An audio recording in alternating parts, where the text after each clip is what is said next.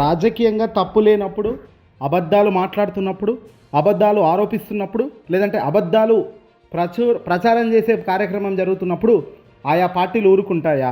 ఖచ్చితంగా ఊరుకోవు, ఎదురుదాడికి దిగుతాయి. అందులో ఆంధ్రప్రదేశ్లో తెలుగుదేశం పార్టీలకి సంబంధించిన వాళ్ళైతే ఏదైనా తప్పుగా మాట్లాడినా, లేదంటే వాస్తవం మాట్లాడితేనే అవాస్తవంగా తీర్చిదిద్దే సామర్థ్యం ఉన్న రాజకీయ నాయకులు, రాజకీయ మీడియా ఉన్న ప్రాంతం అది. మరి అలాంటి పరిస్థితుల్లో ఈరోజు ఆంధ్రప్రదేశ్ మాజీ ముఖ్యమంత్రి వైఎస్ఆర్సీపీ పార్టీ అధినేత జగన్మోహన్ రెడ్డి గారు ఏకంగా తెలుగుదేశం పార్టీని ఉద్దేశించి, ప్రభుత్వాన్ని ఉద్దేశించి, వాళ్ళు చేస్తున్న పనులను ఉద్దేశించి తాజాగా ఇటీవల మాట్లాడిన కొన్ని మాటలు చూస్తుంటే హైలైట్గా నిలుస్తున్నాయి. సాధారణంగా కాలేజ్లో సీనియర్లను ర్యాగింగ్ అనేది చేస్తుంటారు, కానీ ఇక్కడ ర్యాగింగ్, ట్రోలింగ్ కాదు, సోషల్ మీడియా వేదికగా రాజకీయాల్లో ఒక ర్యాగింగ్ అనేది కూడా ఖచ్చితంగా ఉంటుంది.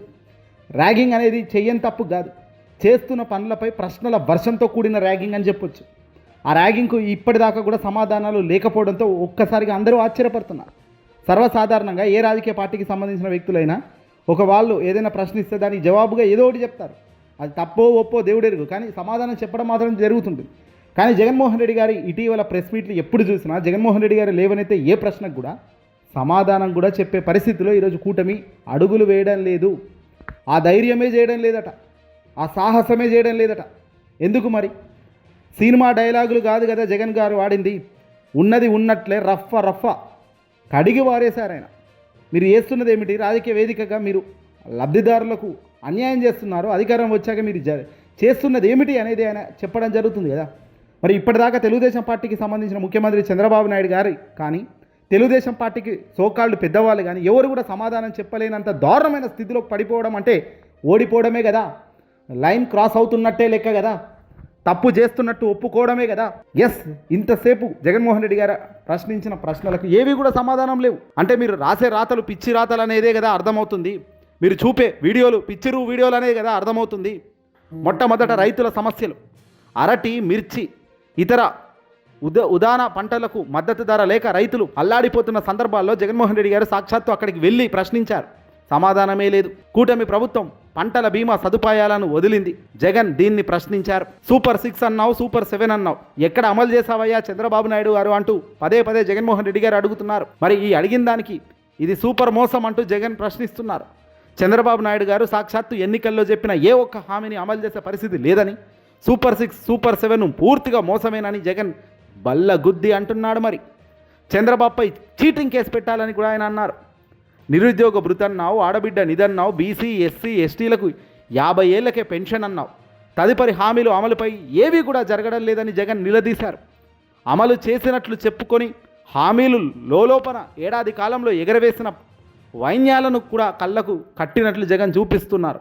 వీటికి తెలుగుదేశం పార్టీ కానీ, చంద్రబాబు కానీ, ఎల్లో మీడియా కానీ ప్రత్యక్షంగా ఎక్కడా కూడా జవాబు చెప్పే పరిస్థితిలో ఎందుకు నిలబడలేదు అనేది ఇక్కడ అందరికీ. కూటమి తన మేనిఫెస్టోలో ప్రభుత్వ ఉద్యోగులకు ఇచ్చిన హామీలను జగన్ ప్రశ్నించాడు. వాటిని ఎలా అమలు చేస్తామనే విషయం కూటమి నేతలు చెప్పాలి కదా, చూపించాలి కదా. మరి అలా ఎందుకు చూపించడం లేదు? విశాఖ ఉక్కు గనుల కేటాయింపుల విషయాలను సవాలుగా ప్రస్తావించారు. ఇలా అడిగి పారేసిన ప్రశ్నలతో జగన్ చంద్రబాబు కూటమి సర్కారును రాజకీయంగా బిత్తిరిపోయేలా చేస్తున్నాడు. మరి ఇలా చేసినప్పుడు, ఇలా ప్రశ్నించినప్పుడు లేదండి, కాదండి, మేము చేస్తున్నామనేది కనీస జవాబు కూడా చెప్పే పరిస్థితుల్లో ఎందుకు లేదు కూటమి? ఎందుకంటే చెప్తున్నవన్నీ వాస్తవాలు బలంగా ఉన్నాయి కాబట్టే అని చాలామంది ఇప్పుడు నమ్మే పరిస్థితికి వస్తున్నారు.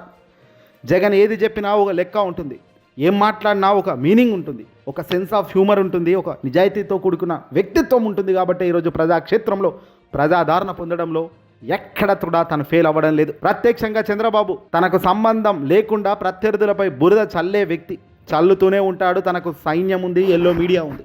కానీ జగన్ మాత్రం అలా కాదు.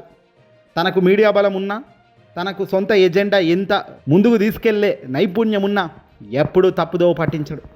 ఒక ఫ్యాక్ట్స్, నిజాయితీ అయిన డేటాతో, డాక్యుమెంట్స్తోనే మాట్లాడే ప్రయత్నం చేస్తుంటారు. తెలుగుదేశం పార్టీ, జనసేన, బీజేపీలకు ముచ్చమటలు పట్టుతున్నది ఇగో ఇందుకే. వాళ్ళు చెప్పేదేమో లెక్కలకు ఎక్కడ పేపర్ ఉండదు, ఎక్కడ ఆధారమే ఉండదు. నోటి లెక్కలు కూడా చెప్పే పరిస్థితుల్లో లేవు ఈ రోజున. కనీసం తప్పో బొప్పో మీడియా ముందు వచ్చి జగన్ను రివర్స్ కౌంటర్ చేసే పరిస్థితుల్లో కూడా ఈరోజు కూటమి లేదంటే ఏ స్థాయిలో కూటమి ఫెయిల్ అవుతుంది రాష్ట్ర ప్రభుత్వం రన్ చేయడంలో అన్నది ఇక్కడ క్లియర్గా అర్థమవుతుంది. తిరుమల లడ్డూ ప్రసాదం, పారకామణి కేసుల విషయాలను కూడా జగన్ ఇటీవల ప్రస్తావించారు.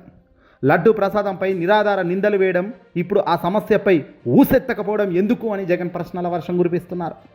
పారకామణి కేసుల్లో నిందితుడి ఆస్తులు తిరిగి రాసుకుంటే ఎందుకు మాజీ చైర్మన్ కరుణాకర్ రెడ్డిని విఫలమయ్యారని కూడా జగన్ ప్రశ్నించారు. ఇక్కడే చంద్రబాబు సర్కార్ దొరికిపోతుంది. 1000 కోట్ల మార్గదర్శి అక్రమ డిపాజిట్ల కేసును మాఫీ చేసుకునే ఈనాడు పారకామణిలో చోరీ కేసును పెద్దగా చూపుతోంది. జగన్ ఫ్యాక్ట్స్తో సూటిగా ప్రశ్నిస్తుంటే, రాజకీయంగా సవాళ్లు విసురుతుంటే, ఒక్కో స్కీము, ఒక్కో హామీ, ఒక్కో చెక్కింగ్ పాయింట్, ప్రత్యక్ష డాక్యుమెంట్ లెక్కలతో ప్రతి సమాధానం లేకపోవటం ప్రతి నిదర్శనంగా చూపిస్తుంది. ఇదే పవర్ ర్యాగింగ్ అంటారు. పవర్ ర్యాగింగ్ అంటే ఇంతకు మించి ఇంకేముంటుంది? పర్ఫెక్ట్ లెక్కలతో, పర్ఫెక్ట్ ఆధారాలతో నిలదీస్తున్నప్పుడు జవాబు ఆన్సర్ చెప్పలేని పరిస్థితుల్లో నిలబడ్డప్పుడు ఇంతకు మించిన అవమానం మరొకటి ఉంటుందా? వీటికి చుక్కలు వేస్తూ ఎల్లో మీడియా మరియు ప్రత్యర్థి పార్టీలు వక్రీకరణ, విమర్శల ద్వారా దృష్టిని మార్చేందుకు తెగ ప్రయత్నాలు జరుపుతున్నారు. కానీ జగన్ పద్ధతి, పక్కా వ్యూహం, ఫ్యాక్ట్స్ ఆధారిత ప్రశ్నలు డాక్యుమెంట్ ద్వారా వేస్తుండటంతో ప్రతి ఒక్కరిని ఇరుకాటంలో పెట్టేయడంలో ఉంటుంది. ప్రజలకు నిజాలు చూపడం, రాజకీయ అకౌంటబిలిటీ కుదించడం, ఇది ప్రజాస్వామ్యంలో అత్యంత బలమైన శక్తి. హెల్దీ ర్యాగింగ్ అని కూడా చెప్పొచ్చు. చంద్రబాబు కాలంలో తిరుమల, తిరుపతిలో ఆలయాల్లో ఎన్నో ఘటనలు జరిగాయి. కానీ ప్రభుత్వం పట్టుబడితే కేసులు పెట్టి చర్యలు తీసుకుంటుంది. ఆస్తుల ధ్వంసం వరకు వెళ్ళవు. పారకామణి కేసులో మాత్రం నిందితుడు తన ఆస్తులను రాయించడంతో మాజీ చైర్మన్ కరుణాకర్ రెడ్డి ప్రయత్నం విఫలమైంది. ఇవన్నీ జగన్ లెక్కలతో, ఫ్యాక్ట్స్తో ప్రస్తావిస్తూ వస్తున్నాడు. ప్రత్యక్షంగా ప్రశ్నిస్తూ నిజాలను బయటకు తెచ్చి కూటమి పెద్దలకు, ఎల్లో మీడియాకు ముచ్చుమటలు పట్టేలా చేస్తున్నాడు. ఇలా జగన్ రాజకీయ ర్యాగింగ్ చేస్తుంటే, ప్రజాస్వామ్యానికి అవసరమైన సవాళ్ళను చూపిస్తుంటే, ఇది వ్యక్తిగత నిందల కోసం కాదు, ఫ్యాక్ట్స్, డాక్యుమెంట్స్, లెక్కల ఆధారంగా ప్రజలకు నిజాలను చూపించే ఒక పవర్ఫుల్, న్యాయవంతమైన ర్యాగింగే ఇది. ప్రతి ఒక్క ప్రశ్న, ప్రతి ఒక్క లెక్క, ప్రతి ఒక్క డాక్యుమెంట్ ప్రతిపక్షాన్ని ఇరకాటంలో పెట్టడం, ప్రత్యక్షంగా సవాళ్లు విసరడం, ఇదే జగన్ పద్ధతి. ఇది ర్యాగింగ్ కాదు, రాజకీయ అకౌంటబిలిటీ. ప్రజలకు, మీడియాకు మరియు ప్రత్యర్థులకు ఒక వేకప్ కాల్ లాంటిది. ఇప్పటికైనా చేస్తున్న తప్పులను ఆపండి. సమాధానాలు లేనప్పుడు ప్రజలు మిమ్మల్ని నమ్మే పరిస్థితి ఉండదు. వ్యూహం మార్చి తప్పుదో పాటిస్తున్నప్పుడు సరైన రీతిలో మిమ్మల్ని చక్కదిద్దే కార్యక్రమం కూడా మేము చేస్తామని చూపించడంలో జగన్ సక్సెస్ అవుతున్నారు. ఇదే జగన్ స్ట్రాటజీ, ఇదే జగన్ బలం కూడా. ఇదేమైనా కాలం ప్రతిదీ చెప్తూనే ఉంటుంది. ఏదేమైనా కూటమి చేస్తున్న ఈ తప్పులకన్నిటికీ సమాధానం చెప్పలేనంత స్థాయిలో నిలబడ్డమే కూటమి అత్యంత దారుణమైన విఫలం చెందుతున్న అంశం.